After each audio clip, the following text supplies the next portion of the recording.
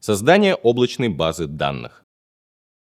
Для создания облачной базы данных зайдите на обзорную страницу облачного проекта. Если у вас уже есть облачный сервер, и вы хотите в том же проекте создать базу данных, нажмите «Создать» вот здесь. Или создайте новый облачный проект. Нажмите «Создать» в правом верхнем углу. Мы создадим базу данных в уже созданном проекте. Рассчитать стоимость базы данных вы можете в калькуляторе на странице облачной базы данных сайта PSKZ. Создаем кластер баз данных. Вверху можно выбрать регион для размещения кластера. Если выберете Ташкент, ваш сервер будет физически расположен в Узбекистане, но тарифицироваться услуга будет в тенге. Придумайте название или оставьте сгенерированное. Выберите топологию – мастер или мастер с репликой. Второй вариант нужен для отказоустойчивости.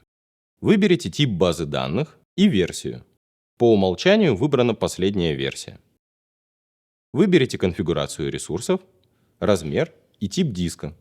Подключите сеть Default, в которой находится ваш облачный сервер, или создайте новую. В этом примере мы создаем базу в том же проекте, что и облачный сервер. Поэтому мы сможем связать их по серой сети. Если проекты разные, то серверу базы данных необходим доступ в интернет.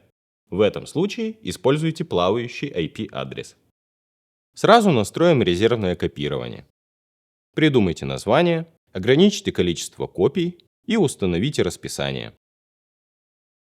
Создаем. Кластер будет готов к работе в течение 10 минут. В следующем ролике мы создадим в этом кластере базу данных и пользователя. Спасибо, что вы с нами.